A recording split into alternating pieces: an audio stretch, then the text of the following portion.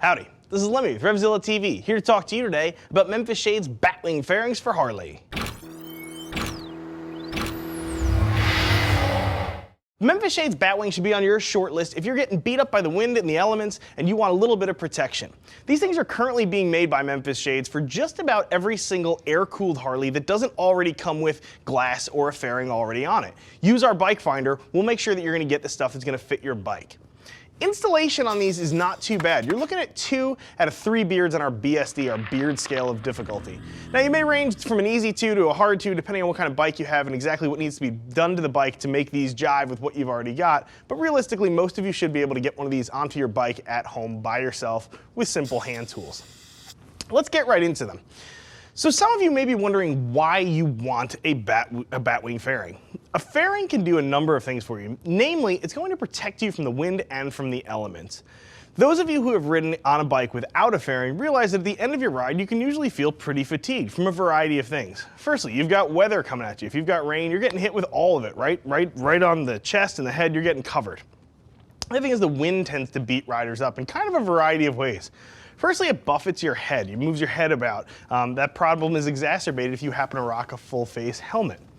It can also be loud. Those of you who are moving around the highways, if you're running the freeway somewhere, the wind noise, even in a full face helmet, 60, 70 miles an hour, it's just taxing. For whatever reason, just taxes a rider. Those of you who ride with earplugs probably know the difference quite well.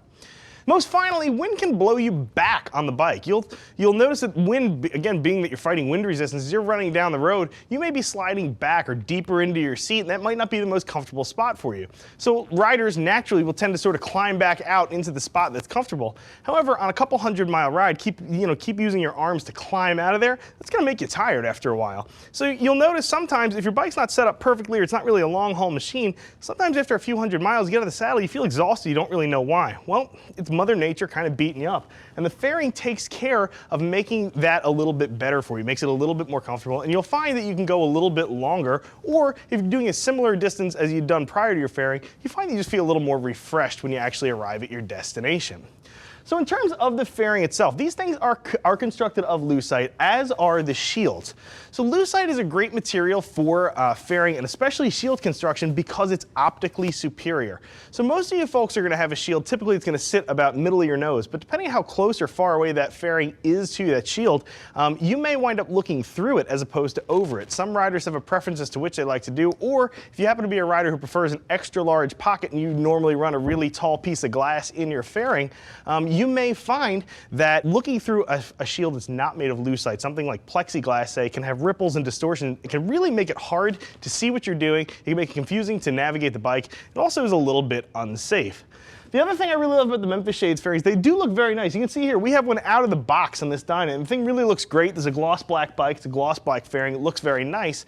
But if we had a different color bike, these things are ready to go to paint. So you can just send these right over your favorite paint guy. They don't have any body work to do. All they're gonna do is kiss this thing with some primer, spray it, shoot it, clear it, do their final cut on there, hand it back to you, and this thing's gonna look great. It's ready to rock and roll. You don't have any body work to do it. It's a little bit different than the Harley fairings of old or some of the cheaper brands that don't have these things ready to go. You're gonna be doing body work beforehand, and sometimes it can really make a less expensive fairing more expensive in the long run. But Memphis Shades takes care on that.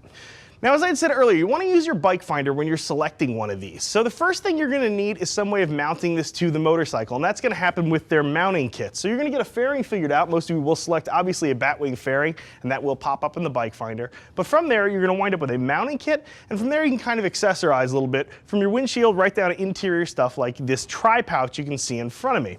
So let's talk about these clamp kits just a little bit, because that's really, I think, where most of you guys are going to start. That's going to be the installation piece I think that most people are most curious about. So realistically speaking, you're going to have these clamps that clamp to your fork legs right here, and these are, again, bike specific. These are going to clamp on there very simply. You're just looking at a single Allen key, and you've got 4 of them. Installation on these is really pretty simple for most motorcycles.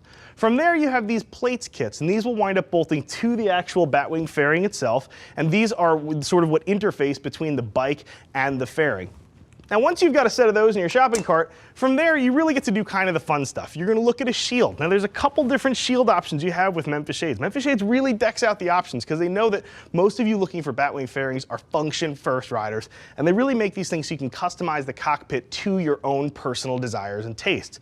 So the windshields are really kind of cool. You can see here they have RevZilla orange. I'm calling it RevZilla orange. They call it gradient orange. As far as I'm concerned, orange is just RevZilla orange, all of it.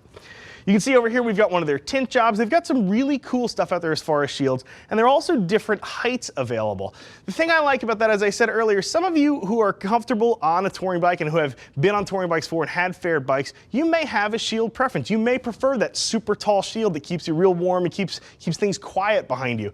Those of you who aren't quite sure, go with like a mid-length shield, something sort of in the middle of the range. Usually it'd be a good bet. As I had said earlier, middle of your nose is mostly where most of you people are going to wind up with your shield. That just tends to work out well for a lot of people. That may mean that you need to sit on your bike and have a friend or have a significant other sort of measure about how tall you're going to need your windshield to be. Selecting one of these isn't exactly cake. We've got a Wind Management 101 guide on the site. Really, really cool. Has a lot of good info in there. Feel free to click on it, learn a little bit more. If you haven't gone through a shield process before or you have not had a touring bike ever, should help make the process a little clearer for some of you. So moving on, again, more of that fun stuff we were talking about. You can see here too we have windshield trim. Just like the HD OEM pieces, you can sort of customize your bike. You can see we have up here a piece on our Dyna. It does really lend a finished look to the motorcycle. I mentioned earlier that tri-pouch. These things are awesome. Stuff one of these inside the shield, you now have a little bit of storage. So if those of you guys rocking an Easy Pass, if you need your suntan lotion, your sunglasses, any of the stuff you like having close at hand, you don't want to go digging through a bag or perhaps through your roll, you can keep right up front and you don't need to bang up your tank with a tank bag. I really like these things. It is convenient to have access to all your stuff right there, ready to rock and roll. So going back to installation, I think this is the piece for most of you you're going to be most curious about. Installing these really is pretty easy. Memphis Shades has a really cool system. So we talked about the clamps. These really do clamp right onto the bike, and the way these things wind up working is actually very simple. For most of these, they're going to slide right onto these bushings, and then they lock in place with these toolless trigger locks here. These trigger locks are very simple, and the reason that they use these trigger locks up top is so this is a toolless installation and removal after the first time. The only time you're going to use tools to install a Memphis Shades Batwing is the very first time you're installing the clamps. Once those clamps are on your bike, you don't need to use tools ever again for your Batwing. It's really kind of nice. You use both your thumbs on both of those triggers, pop that thing forward, you roll it forward, and it comes right off the bike, free and clear, no problem. It really is a great way to put them on there because it allows you to bounce between having sort of a cool boulevard street cruiser, but then also gearing up for some heavy mileage. It really does make a bike quite convertible. Now, in terms of install, we had also talked about this possibly edging into the harder end of the two-beard scale. And the reason for that is some bikes, like this Dyna you can see here, need their turn signals relocated. The Dyna has the turn signals up on the handlebars. So if we were running this fairing, we would either need to remove those turn signals or relocate them. Obviously, relocation is going to require just a little bit of electrical work. We do have turn signal relocation kits on the site. Again, use that bike finder. We're going to get you the stuff you need.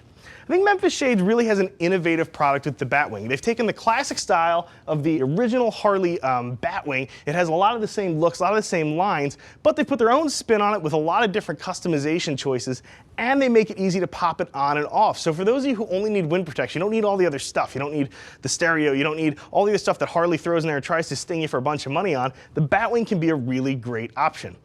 My opinion is not the only one that counts though. Click below, check out what some other riders who are already rocking one of these in their bike have to say about it. If you have a fitment question or you're not really sure what height shield you need or exactly what kit is going to work best with you, give us a holler. You can get a Gear Geek on the phone, 877-792-9455, or you can always email us too, cs@revzilla.com. I'm Lemmy, I'm out of here.